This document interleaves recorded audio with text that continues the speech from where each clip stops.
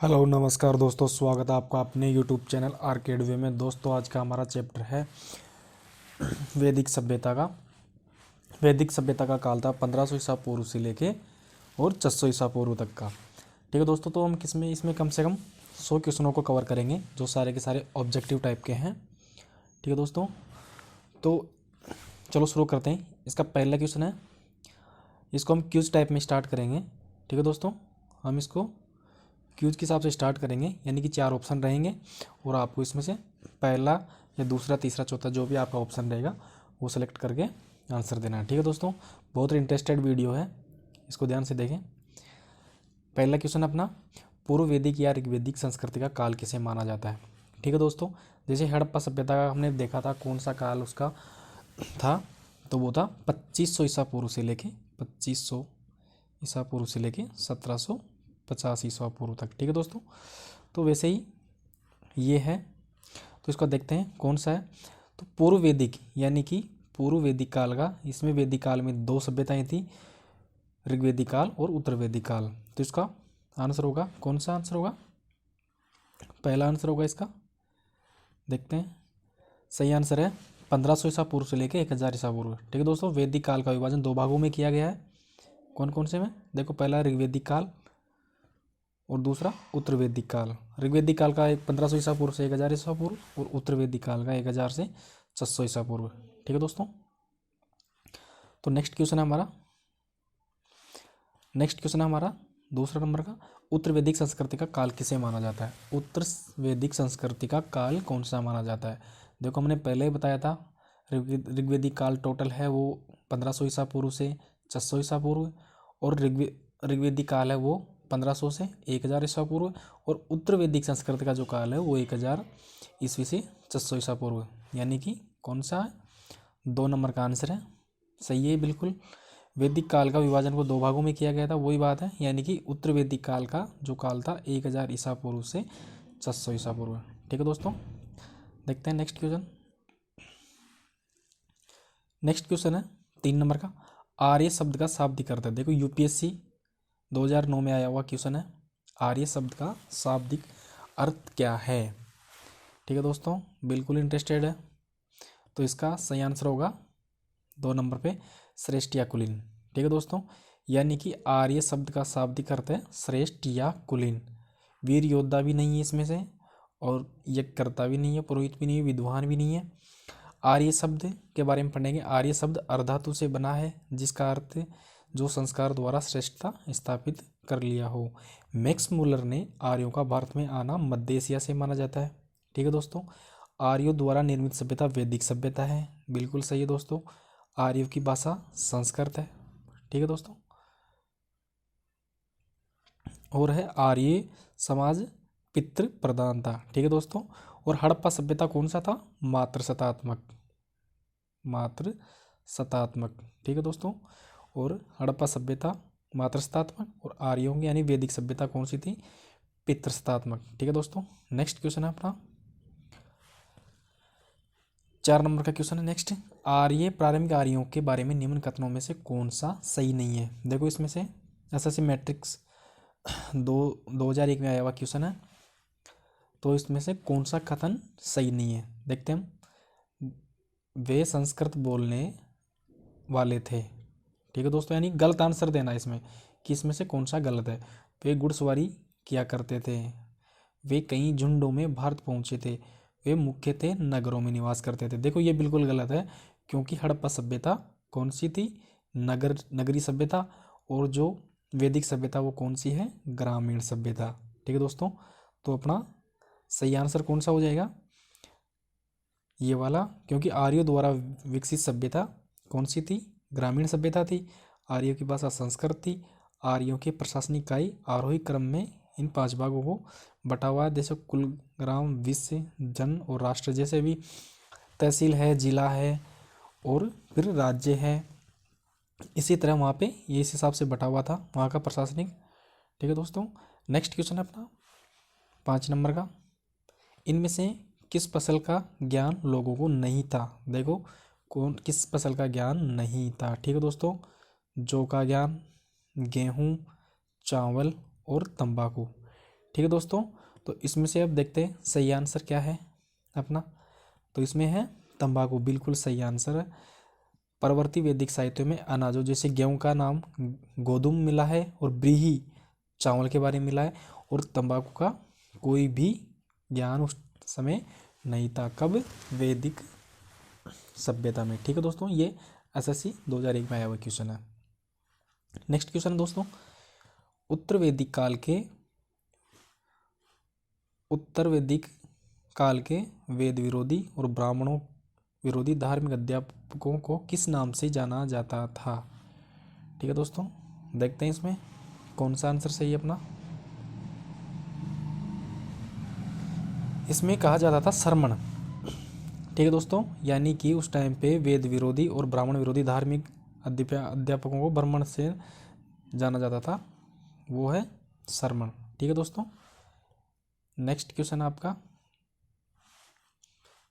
Next question है 7वें number का, वैदिक गणित का महत्वपूर्ण अंग है, यानी कि गणित की जो सब्जेक्ट है वो कौन से उसमें ब्राह्मण ग्रंथ में वैदिक सभ्यता में लिखी गई है, वो है, देखते हैं इसमें कौन सा आंसर होगा, शूलसूत्र। ठीक है दोस्तों, सही आंसर है शूलसूत्र। देखते हैं शूलसूत्र संस्कृत के सूत्र ग्रंथ के स्रोत क्रमों से संबंधित है। अपने नाम के अनुसार शूलसूत्रों में यज्ञ वेदियों को नापना, उनके स्थान पर चुनना तथा उनके निर्माण आदि के विषयों का विस्तृत वर्णन है। भारतीय ज्यामिति के सबसे प्राचीनतम ग्रंथ कौन सा है? शूलसूत्र।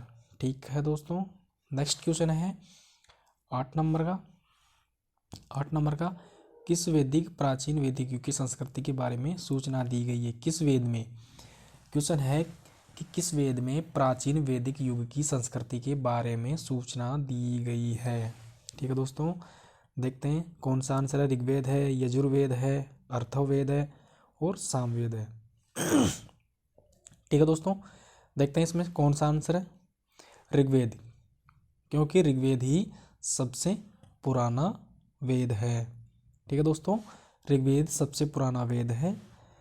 देखते हैं इसकी व्याख्या के बारे में क्या लिखा है। व्याख्या के बारे में, ऋग्वेद को इतिहासकार हिंदू यूरोपीय भाषा परिवार की अभी तक उपलब्ध पहली रचनाओं में एक मानते हैं। यह संसार के उन सर्वप्रथम ग्रंथों में से एक है जिसकी किसी रूप में मान्यता आज तक समाज में बनी हुई है। यह प्रमुख हिंदू धार्मिक ग्रंथ है। ठीक है दोस्तों, क्लियर। नेक्स्ट क्वेश्चन देखते हैं दोस्तों, 9 नंबर का है, निम्नलिखित में से उत्तर वैदिक काल में लिखे गए ग्रंथों का सही क्रम कौन सा है?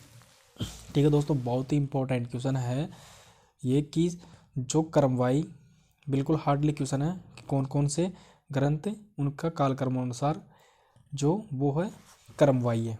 ठीक है दोस्तों, देखते हैं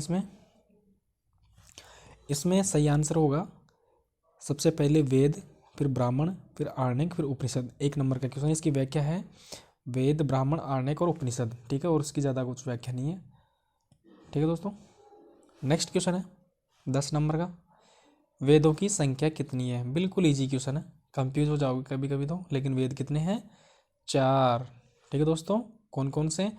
पहला है ऋग्वेद, दूसरा कौन सा है? अथर्ववेद, और तीसरा यजुर्वेद, और चौथा कौन सा है? सामवेद। ठीक है दोस्तों, तो इसकी व्याख्या देखते हैं, बिल्कुल सही है, 4 है। वेदों की संख्या कितनी है? वेदों की संख्या कितनी है? 4 है। वेद के विभाग 4 देखो, ऋग्वेद, यजुर्वेद, सामवेद और अथर्ववेद।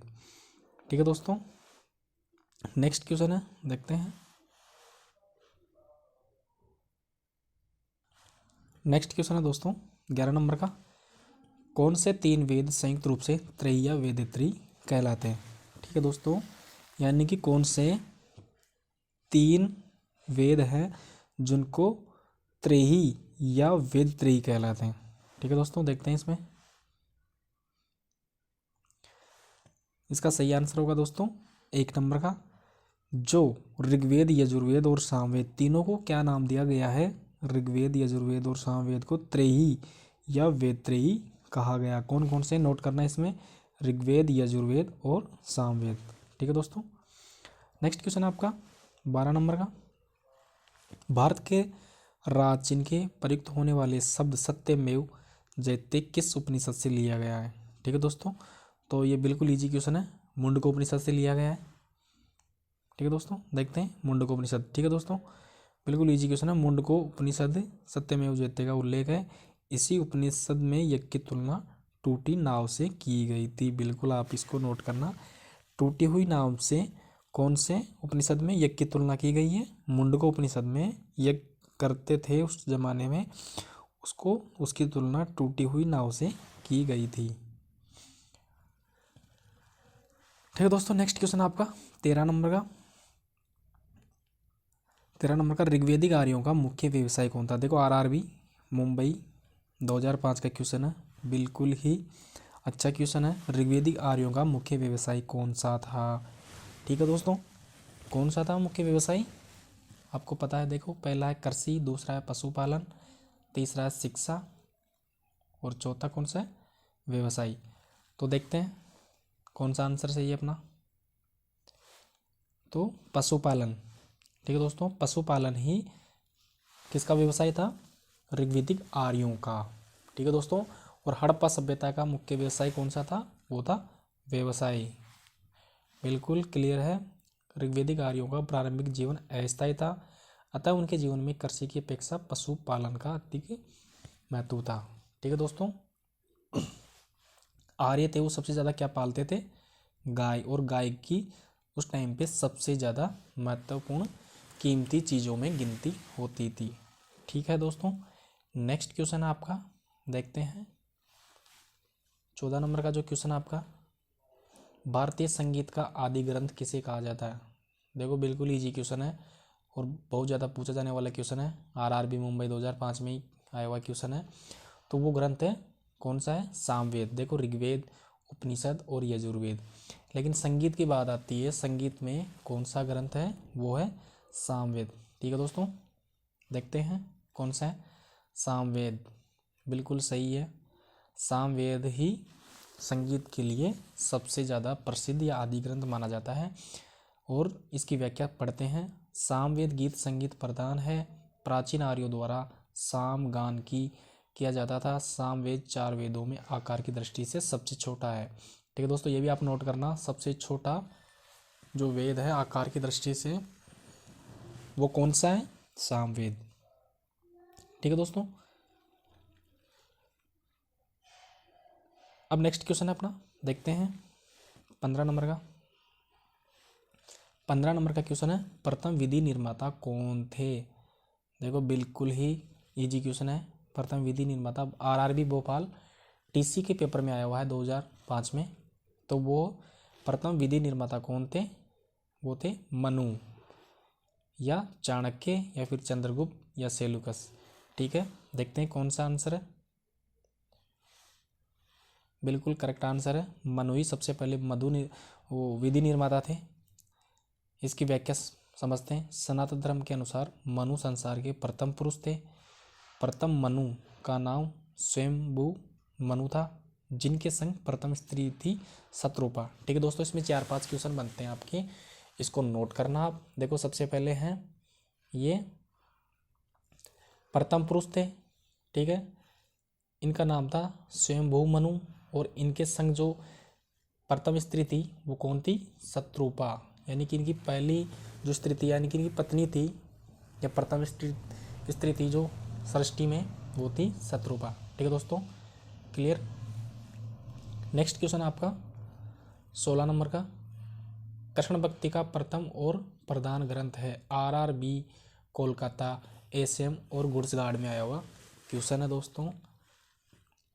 कृष्ण भक्ति का प्रथम प्रधान ग्रंथ है। ठीक है दोस्तों, देखते हैं इसका। महाभारत, श्रीमद् भागवत गीता, गीत गोविंद और इनमें से कोई नहीं। ठीक है दोस्तों, देखते हैं। श्रीमद् भागवत गीता सही आंसर होगा। श्रीमद् भागवत गीता ही क्या थी?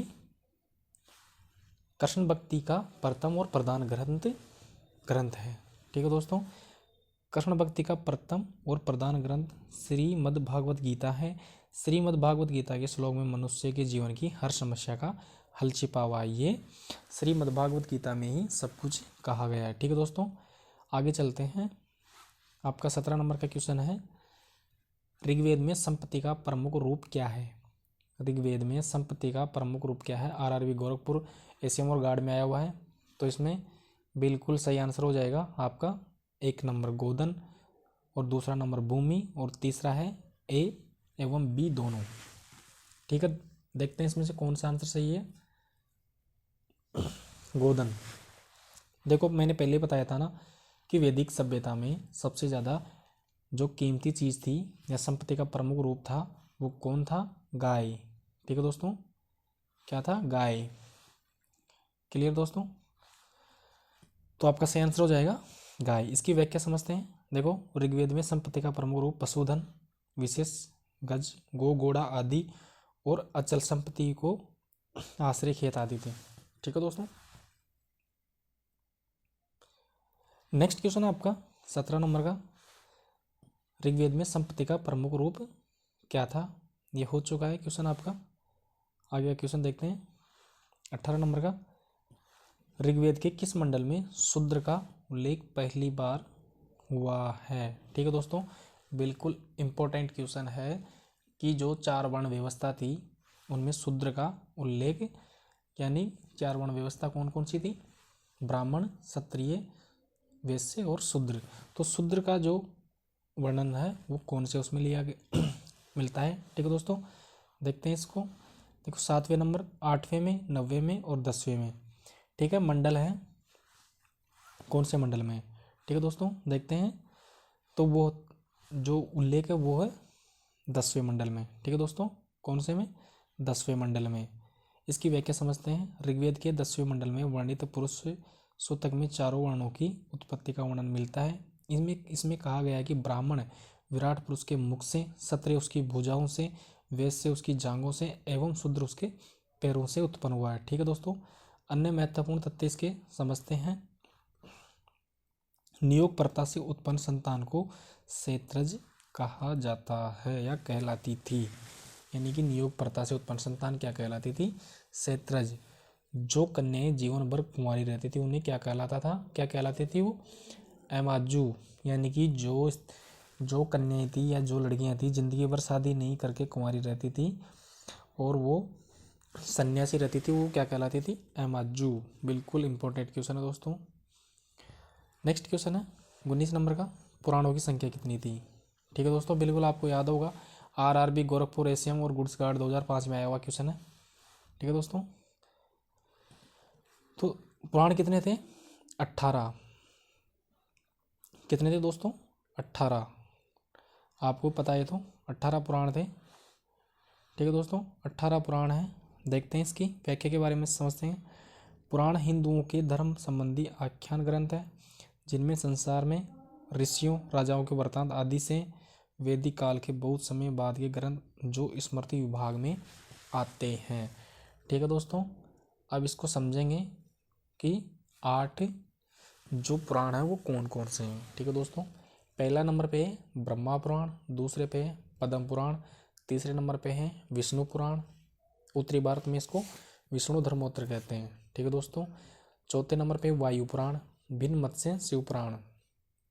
5वें नंबर पे है भागवत पुराण, भिन्न मत से देवी भागवत पुराण। ठीक है, 6 नंबर पे 7वें नारद पुराण, 7वें पे है मार्कंडे पुराण, 8वें पे है अग्नि पुराण। ठीक है दोस्तों, 9 नंबर पे कौन से? भविष्य पुराण, 10वें पे ब्रह्मा वीरव्रत पुराण और लिंग पुराण, 12वें पे वराह पुराण, स्कंद पुराण, वामन पुराण, कुर्म पुराण, मत्स्य पुराण, गरुड़ पुराण और ब्रह्मांड पुराण। ठीक है दोस्तों, तो इस करके 18 पुराणों की संख्या हिंदू धर्म के प्रमुख ग्रंथ में जो माने जाते हैं पुराणों को, उनकी संख्या कितनी थी पुराणों की? 18। ठीक है दोस्तों, देखते हैं नेक्स्ट क्वेश्चन 20 नंबर का। वैदिक धर्म का मुख्य लक्षण इनमें से किसकी उपासना था? आरआरबी 2004 का क्वेश्चन है, महेंद्र घाट का। ठीक है दोस्तों, यानी वैदिक सभ्यता का, वैदिक धर्म का मुख्य लक्षण कौन सा था? इसमें देखो प्रकृति, पशुपति, देवी माता और त्रिमूर्ति। ठीक है दोस्तों, देखते हैं इसमें कौन सा आंसर होगा आपका? प्रकृति। बिल्कुल राइट आंसर है। प्रकृति ही धर्म का मुख्य लक्षण था। ठीक है दोस्तों, इसकी व्याख्या को समझते हैं। वैदिक धर्म का मुख्य लक्षण प्रकृति की उपासना थी। आर्यों ने प्रकृति की रहस्यमय शक्तियों से प्रभावित होकर उन्हें दिव्य स्वरूप प्रदान किया। इन शक्तियों की देवताओं के रूप में स्तुति की। कहीं कहीं देवता का नाम वायु है, जो प्राकृतिक क्रिया का जिसका कि वह देवता प्रतिनिधित्व करता है। ठीक है दोस्तों, ठीक है दोस्तों, नेक्स्ट क्वेश्चन है 21 नंबर का। किस देवता के लिए ऋग्वेद में पुरंदर शब्द का प्रयोग किया गया? ठीक है दोस्तों, तो ये बिल्कुल इजी क्वेश्चन है। इंद्र के लिए कौन से शब्द का प्रयोग किया गया है? पुरंदर। ठीक है दोस्तों, बिल्कुल इजी क्वेश्चन है, आपका सही आंसर हो जाएगा। देखते हैं इसकी व्याख्या के बारे में। इसकी व्याख्या क्या कहती है? इंद्र की व्याख्या है, ऋग्वेद में पुरंदर शब्द का प्रयोग हुआ इंद्र देवता के लिए। ठीक है दोस्तों, इंद्र को युद्ध का व वर्षा का देवता माना जाता है। इंद्र को युद्ध व वर्षा का देवता माना जाता है। नेक्स्ट क्वेश्चन है 22 नंबर का। 22 नंबर का क्वेश्चन है, सुलभ सूत्र किस विषय से संबंधित? देखो ये रिपीट क्वेश्चन है, क्योंकि एग्जाम में RRB Allahabad SM goods guard 2002 में आया क्वेश्चन है। क्योंकि एग्जामिनर किसी भी क्वेश्चन को घुमा फिरा के, अगर थ्योरी आपने अच्छे से पढ़ी है तो बिल्कुल आप कभी भी आंसर गलत नहीं कर पाओगे। तो जो सोलह सूत्र था वो किससे संबंधित था?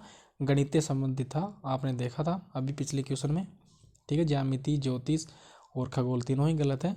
तो कौन सा आंसर हो जाएगा सही? गणित। ठीक है, तो बिल्कुल कौन सा था? मतलब ज्यामिति है। सोलह सूत्र किस विषय से संबंधित पुस्तक है? तो ज्यामिति। देखो सोलह सूत्र किससे संबंधित था?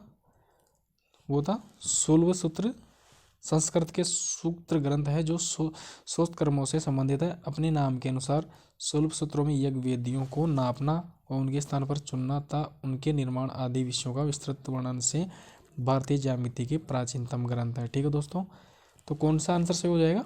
ज्यामिति। नेक्स्ट क्वेश्चन है 23 नंबर का। नेक्स्ट क्वेश्चन है, अस्तोमा सदगमय कहाँ से लिया गया है? ठीक है दोस्तों, देखते हैं कौन सा आंसर है। इलाहाबाद आरआरबी एसएम और गुड्स गार्ड 2002 का ही क्वेश्चन है ये भी।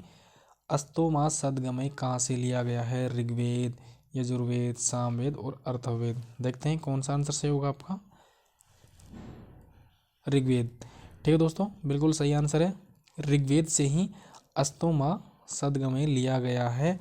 अब इसकी व्याख्या देखते हैं।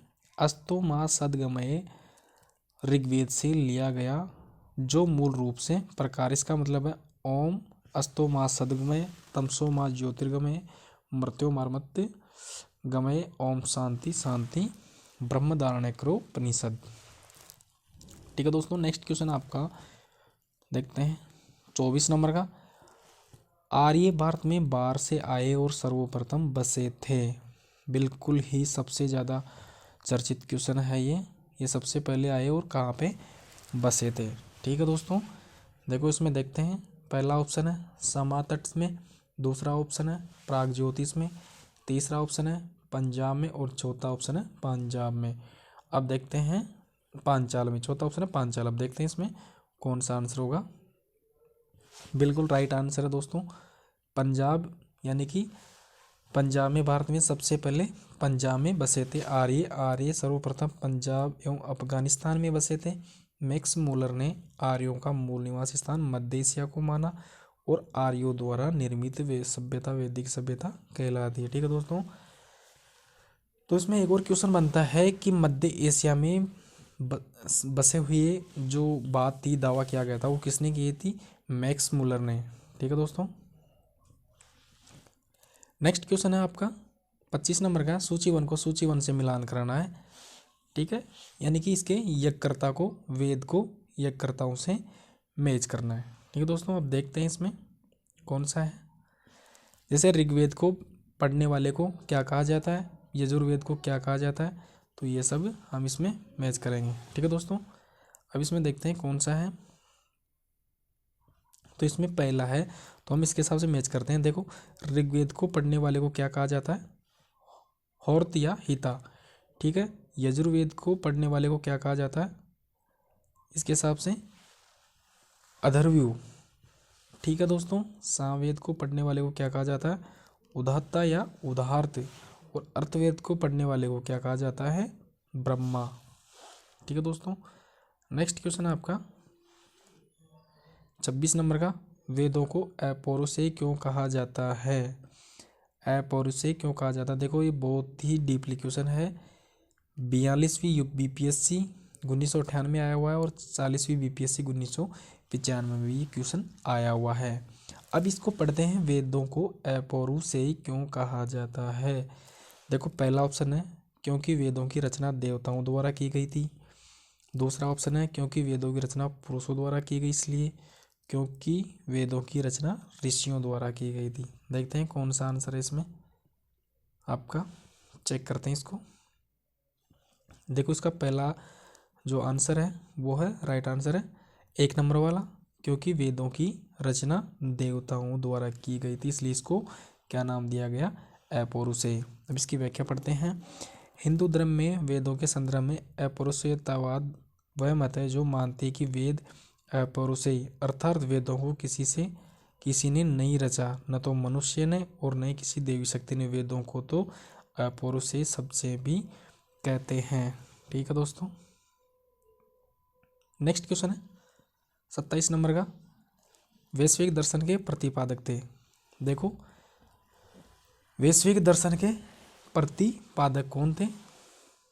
पहला है कपिल, अक्षपाद गौतम, उल्लूकनाद और पतंजलि। ठीक है दोस्तों, देखते हैं इसमें कौन सा आंसर है।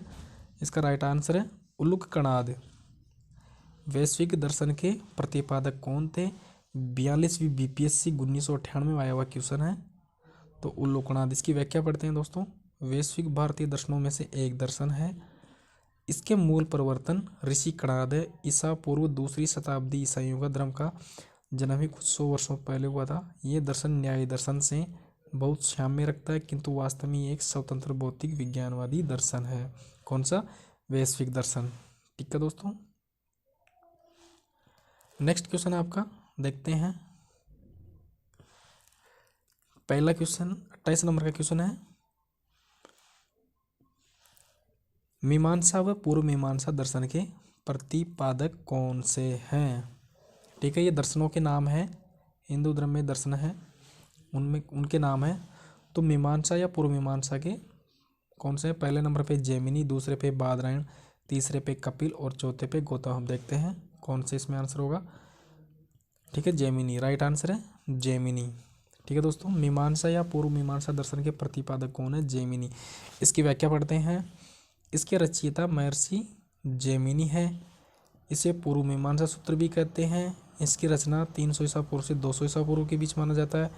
मीमांसा सूत्र मीमांसा दर्शन का आधारभूत ग्रंथ है। नेक्स्ट क्वेश्चन है 29 नंबर का, वेदांत या उत्तर मीमांसा दर्शन के प्रतिपादक कौन से हैं? ठीक है दोस्तों, तो इसका आंसर हो जाएगा जैसे पहले नंबर पे जैमिनी, दूसरे पे बादरायण, तीसरे पे बुद्ध और चौथे पे महावीर। तो देखते हैं इसका कौन सा आंसर है। 2 नंबर बिल्कुल राइट आंसर है दोस्तों, बादरायण।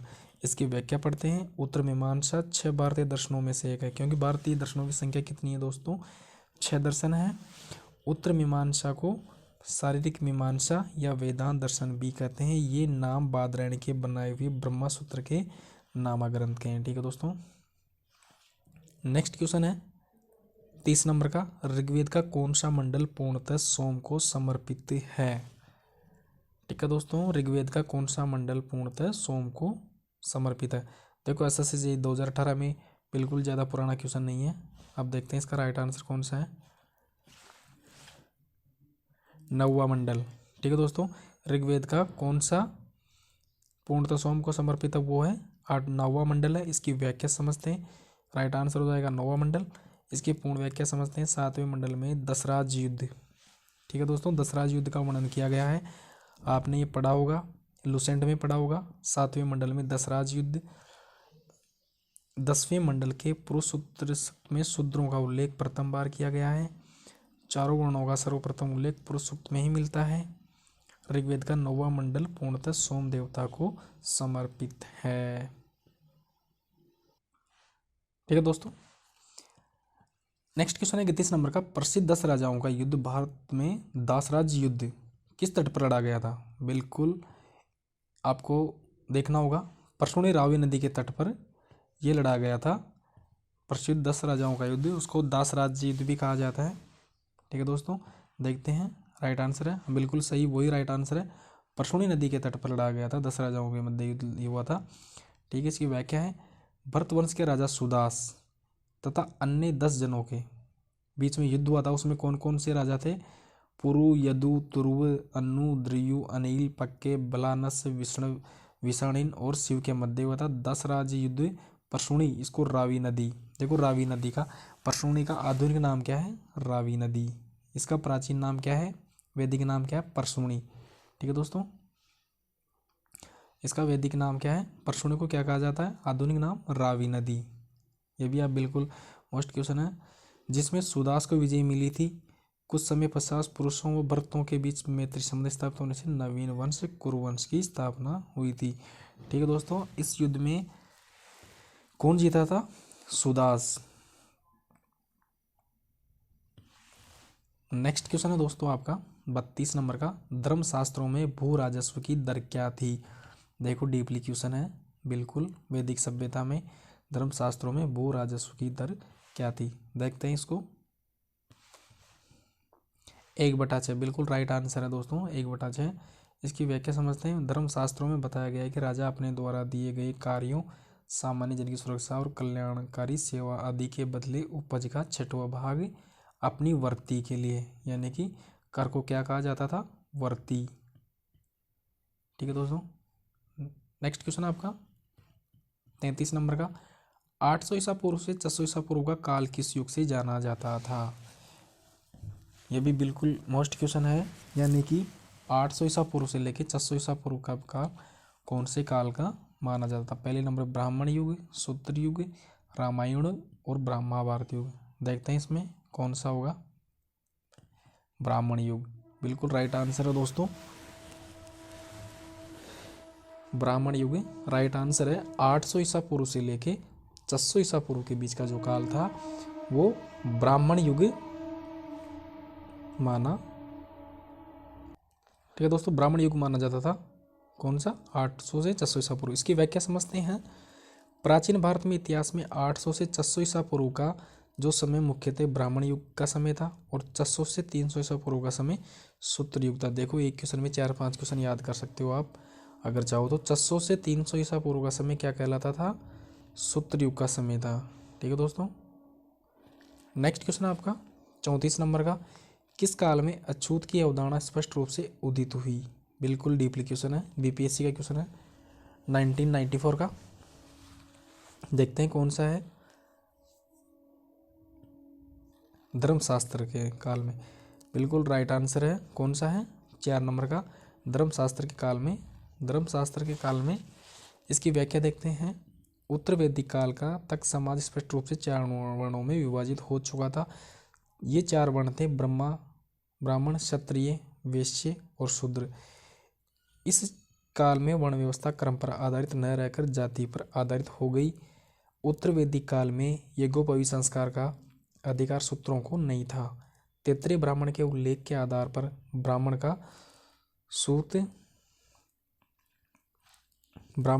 सूत, क्षत्रिय का सन और वैश्य उनका यज्ञोपवीत धारण करता था।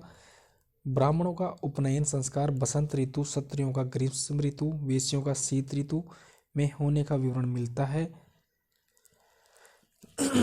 ऐत्रेय ब्राह्मण में सर्वप्रथम 4 वर्णों के कर्मों के विषय में विवरण मिलता है। ब्राह्मणों को आदाय दान देने वाला, सोपाई एवं स्वेच्छा से ब्राह्मणशील कहा गया। क्षत्रियों को अथवा राजा भूमिकों का मालिक, प्रजा का सेवक एवं देश का रक्षक होता था। प्राय ब्राह्मणों और क्षत्रियों के बीच श्रेष्ठता हेतु प्रतियोगिता होती थी। नेक्स्ट क्वेश्चन है आपका, एशिया माइनर स्थित बोगाई खोज का महत्व इसलिए है। बिल्कुल डीपली क्वेश्चन है दोस्तों, ये जो अभिलेखों से संबंधित क्वेश्चन है, बोगाई खोज का महत्व है। ये 39वीं बीपीएससी क्वेश्चन 1994 यूपीएससी मेंस में है। यूपीएससी मेंस के 2016 में आया हुआ क्वेश्चन भी है ये, 2016 के मेंस में आया हुआ क्वेश्चन है, यूपी पीसीएस में। देखते हैं इसमें कौन सा राइट आंसर हो जाएगा।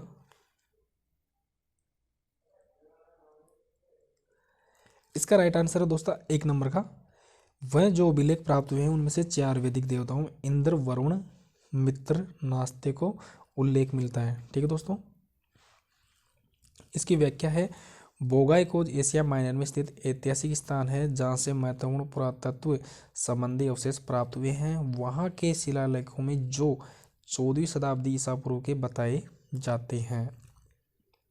इंद्र, दशरथ और आत्रथम आदि आर्य नामधारी राजाओं का उल्लेख है तथा इंद्र, वरुण और नास्ते आदि आर्य देवताओं से संधियों का साक्षी होने की प्रार्थना की गई। इस प्रकार बोगाईकोज से आर्यों के निष्क्रमण मार्गों का संकेत मिलता है। ठीक है दोस्तों, नेक्स्ट क्वेश्चन आपका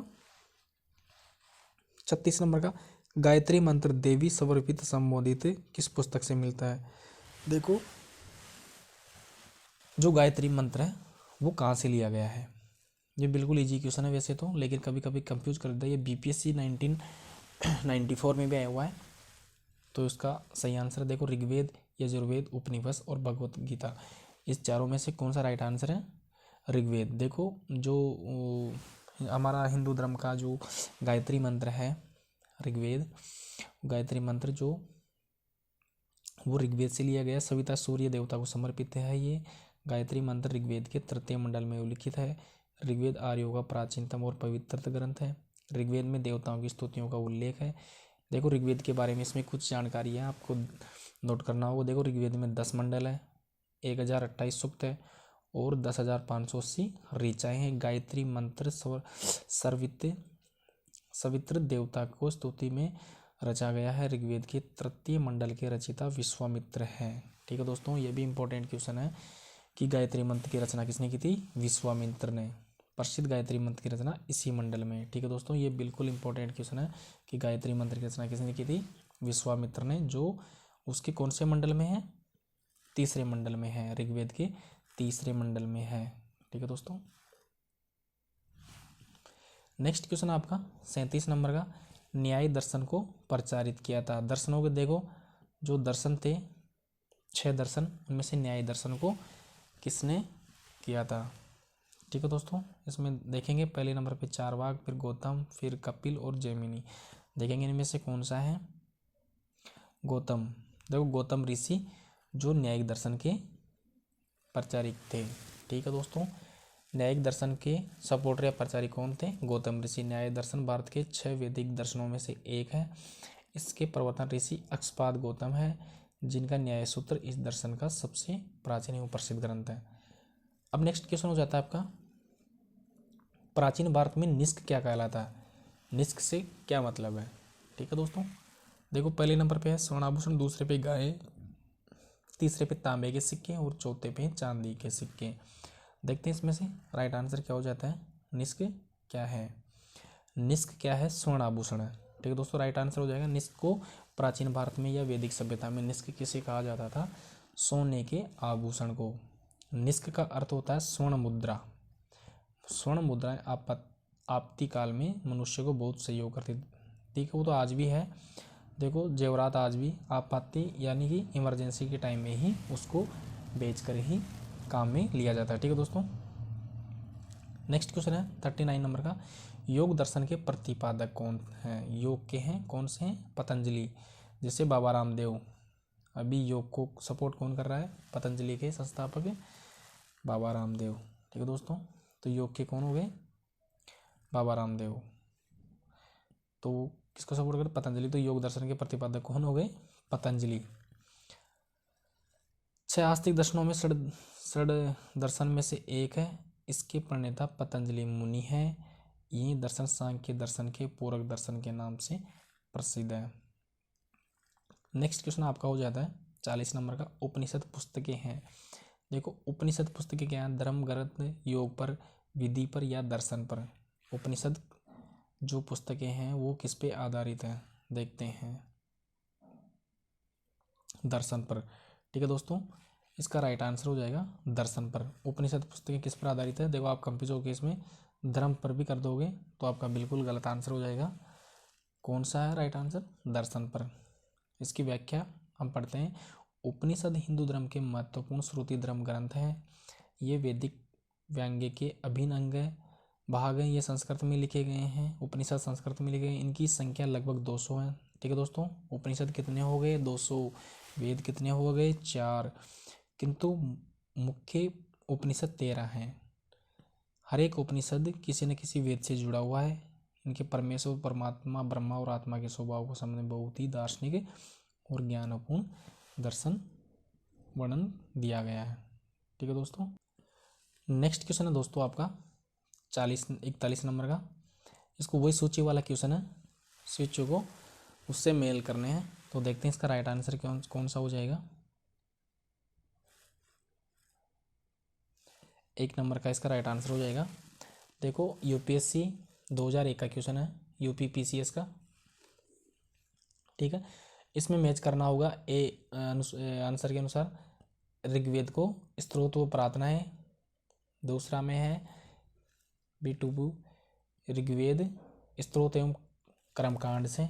ठीक है, और संगीत में स्त्रोत तीसरे में है वन, यानी कि सामवेद। संगीत में स्त्रोत मिलते हैं इसमें सामवेद में। और अर्थवेद में क्या मिलता है? तंत्र मंत्र और वशीकरण। ठीक है दोस्तों,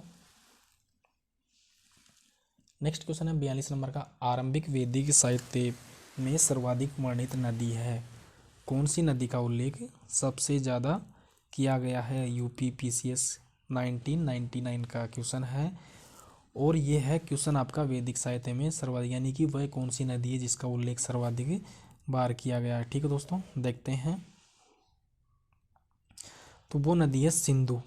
ठीक है दोस्तों, सिंधु नदी है। ऋग्वेद में 25 नदियों का उल्लेख है, जिसमें सबसे महत्वपूर्ण नदी सिंधु नदी है, जिसका वर्णन कई बार आया है। सरस्वती नदी ऋग्वेद की सबसे पवित्र नदी है। ठीक है दोस्तों, सरस्वती नदी क्या है? सबसे पवित्र नदी है। इसे नदी तमाम नदियों की माता कहा गया है। गंगा का उल्लेख ऋग्वेद में केवल 1 बार हुआ है। ठीक है दोस्तों, गंगा नदी का उल्लेख सिर्फ 1 बार हुआ है। किसमें? वैदिक साहित्य में। ठीक है, ऋग्वेद में सिर्फ गंगा नदी का 1 बार उल्लेख हुआ है। सूत्रोदय आजकल की सतलज नदी। देखो, सारी नदियों के वैदिक नाम अलग अलग हैं। जैसे परसुणी रावी नदी का नाम है। ठीक है, और सूत्रोदय सतलज नदी का नाम है। ठीक है, विपाशा व्यास नदी का नाम है। ऐसे ही अलग अलग नदियों के अलग अलग वैदिक नाम है। नेक्स्ट क्वेश्चन है दोस्तों आपका 43 नंबर का। उपनिषद काल के राजा अश्वपति शासक थे। ठीक है, देखते हैं इसका कौन सा आंसर हो जाएगा। ठीक है, उपनिषद काल के राजा अश्वपति किसके शासक थे? केकई के। ठीक है, अब इसकी व्याख्या समझते हैं। केकई देश में अश्वपति नाम का राजा था। वह बड़ा सदाचारी, प्रभावत्सल्य, उच्च कोटि का ब्रह्मज्ञानी। उसने वैश्वनगर सभी मनुष्यों के व्यापक आत्मा की सफलतापूर्वक खोज की। स्वयं आत्मदर्शन को किया था। वो बड़े बड़े वेदज्ञ पंडितों को भी आत्मतत्व की दीक्षा दी थी। नेक्स्ट क्वेश्चन है 44 नंबर का। अध्यात्म ज्ञान के विषय में नचिकेता एवं यम का संवाद किस उपनिषद से प्राप्त होता है? देखो, बिल्कुल अच्छा क्वेश्चन है ये भी। यूपीएससी पीसीएस लेवल का क्वेश्चन है। आध्यात्म ज्ञान के विषय में नचिकेता और यम का संवाद किस उपनिषद में प्राप्त होता है? ठीक है दोस्तों, देखते हैं इसको। यह है कठोपनिषद। ठीक है दोस्तों, कौन सा है? कठोपनिषद। इसकी व्याख्या है नचिकेता और यमराज के बीच हुए संवाद का उल्लेख इसे कठोपनिषद में मिलता है। ठीक है, यमराज और नचिकेता उसके बीच संवाद वाद विवाद होता है। उसकी जो उल्लेख है वो किस में मिलता है? कठोपनिषद में। नेक्स्ट क्वेश्चन आपका 45 नंबर का। वैदिक नदी कुबा। देखो, कुबा नदी का आधुनिक नाम क्या है? काबुल नदी। स्थान कहाँ पर निर्धारित है? नदी कुबा का स्थान कहाँ निर्धारित होना चाहिए? ये नदी कहाँ पे है? बिल्कुल आपका राइट आंसर हो जाएगा इसमें अफगानिस्तान। काबुल नदी कहाँ पे है? अफगानिस्तान में है काबुल नदी। एक 700 किलोमीटर लंबी नदी है। कितनी लंबी नदी है? 700 किलोमीटर, जो अफगानिस्तान में हिंदू कुश पर्वत की संगलाक श्रृंखला से शुरू होकर पाकिस्तान के अटक शहर के पास सिंधु नदी में विलय हो जाती है। ठीक है दोस्तों, ज्योग्राफी का भी क्वेश्चन आपको याद हो रहा है, इसमें कोई दो राय नहीं है। यानी कि काबुल में से काबुल जो नदी है वो अफगानिस्तान सिंधु पर्वत से निकलकर सिंधु नदी में पाकिस्तान में विलय हो जाता है इसका। और काबुल नदी पूर्वी पाकिस्तान की मुख्य नदी है और इसका जल संभर हेलमंद नदी के जल संभर क्षेत्र में उनके दर्रे द्वारा विभाजित है। नेक्स्ट क्वेश्चन है आपका 46 नंबर का, कपिल मुनि द्वारा प्रतिपादित दार्शनिक कौन सा है। देखो सारे के सारे दर्शनों के आप उनके प्रतिपादकों का याद करना होगा। ठीक है दोस्तों, अब कपिल मुनि वो कौन से हैं, पूर्व मीमांसा, सांख्य दर्शन, न्यायिक दर्शन और उत्तर मीमांसा। ठीक है दोस्तों, कपिल मुनि कौन से हैं दर्शन के, इसको हम चेक करते हैं, सांख्य दर्शन। ठीक है दोस्तों, राइट आंसर हो जाएगा आपका कपिल मुनि सांख्य दर्शन। इसकी व्याख्या पढ़ते हैं। कपिल प्राचीन भारत के एक प्रभावशाली मुनि थे। इन्हें सांख्य शास्त्र यानी तत्वों पर आधारित ज्ञान के प्रवर्तन के रूप में जाना जाता है, जिसके मान्य अर्थों के अनुसार विश्व का उद्भव विकासवादी प्रक्रिया से हुआ। कई लोग इन्हें अनीश्वरवादी मानते हैं, लेकिन गीता में इन्हें श्रेष्ठ मुनि कहा गया है। किसको, कपिल मुनि को। कपिल ने सर्वप्रथम विकासवाद का प्रतिपादन संसार को एकमात्र क्रम के रूप में देखा। ठीक है दोस्तों, आपका नेक्स्ट क्वेश्चन है 47 नंबर का, भारत के किस स्थल की खुदाई में लौह धातु के प्रचलन का प्राचीनतम प्रमाण मिले हैं। देखो लौह धातु तो हड़प्पा काल में तो बिल्कुल भी नहीं मिली, आप उसको भूल ही जाना। ठीक है, देखते हैं इसको, राइट आंसर हो जाएगा आपका, सही है, अतरंजी खेड़ा। अतरंजी खेड़ा, अतरंजी खेड़ा के बारे में व्याख्या समझेंगे।